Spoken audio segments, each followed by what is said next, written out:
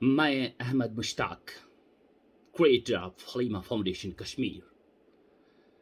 मैं आज उन जवान बेटियों को एक मैसेज देना चाहता हूँ ईद पे, जिनकी शादी होने वाली है 1 साल में, 2 साल में, या जो समझते हैं कि शादी का डिसीजन कैसे लेना चाहिए। मैं इनको एक इम्पॉर्टेंट मैसेज देना चाहता हूं। सिर्फ उस बंदे को चूज कीजिए, चाहे बेटी हो चाहे बेटा हो, जिसको इस रिश्ते में जाना है, जिसको ये रिश्ता बनाना है इन फ्यूचर। उस बंदे को, उस बेटी को, उस बेटे को इस लायक समझना जिसका रिश्ता, जिसका पूरी जो कनेक्टिविटी है उसकी, जो उसका लहजा है, जो उसका तरीक़ोकार जिसे हम कहते हैं, अपने माँ बाप के साथ उसका रिश्ता कैसा है, वो अपने माँ बाप के साथ कैसे पेश आता है, उसको माँ बाप के साथ चाहे बेटी हो या बेटा कैसे बनता है फ्रॉम लास्ट 5 years और 10 years, जब से वो कमाने लगा है, या जब से वो जवान हो गया है, या जब से वो सोच और समझ चीजों को परखने लगा है, जब से उसने दुनिया के तौर तरीकों को पहचाना है।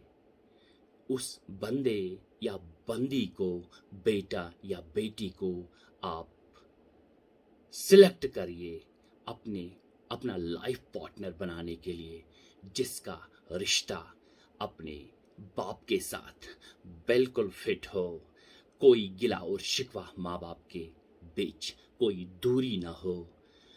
जो उसकी माँ है, चाहे बेटा हो या बेटी, उसका रिश्ता अपनी माँ के साथ कैसा है, उसका रिश्ता चाहे बेटी हो या बेटा अपने भाइयों के साथ कैसा है, उसका रिश्ता, उसका तौर तरीक, उसकी कनेक्टिविटी, उसकी फिजियोलॉजी, उसकी साइकोलॉजी, उसकी केमिस्ट्री, उसकी फिजिक्स, अपने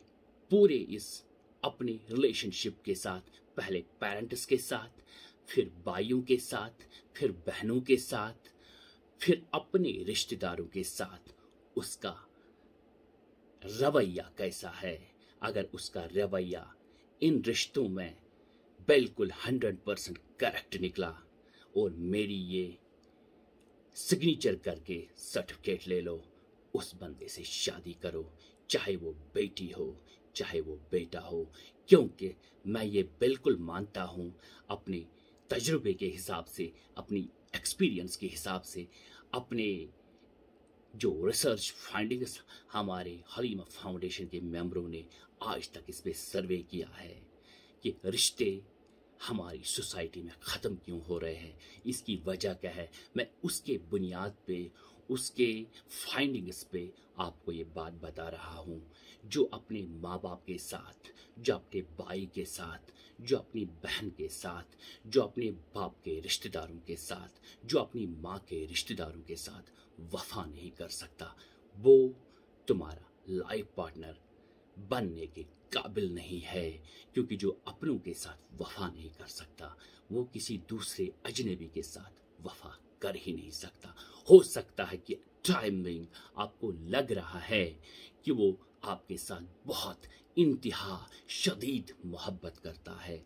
माय डियर, जो अपनों के साथ मोहब्बत न कर सका, वो किसी गैर के साथ 1 साल में, 1 महीने में, 4 साल में, 5 साल में, 1 डिकेड का मोहब्बत मैटर नहीं कर सकता।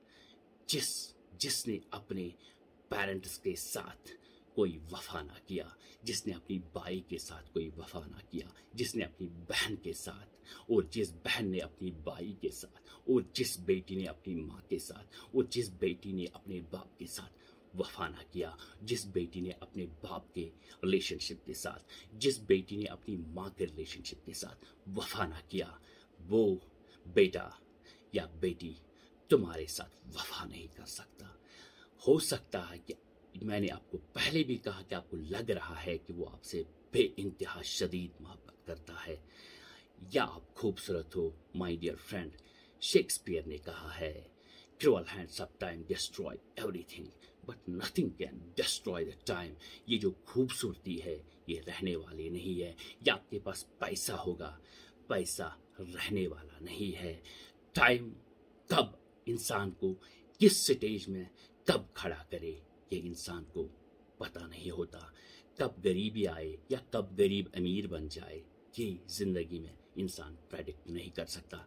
इसीलिए मैं कहता हूँ, जिसने अपनों के साथ वफा ना किया हो, किसी चीज़ के साथ अगर आपसे मोहब्बत हो गई हो सकता है कि क्रूअल हैंड्स ऑफ टाइम उस चीज़ को आपको डिस्ट्रॉय करे इन फ्यूचर, तो वो मोहब्बत नहीं रहेगा, वो नफरत में एक सेकंड में बदल सकता है। फिर आप भागने की भी कोशिश करोगे, आप माय डियर भाग नहीं सकते।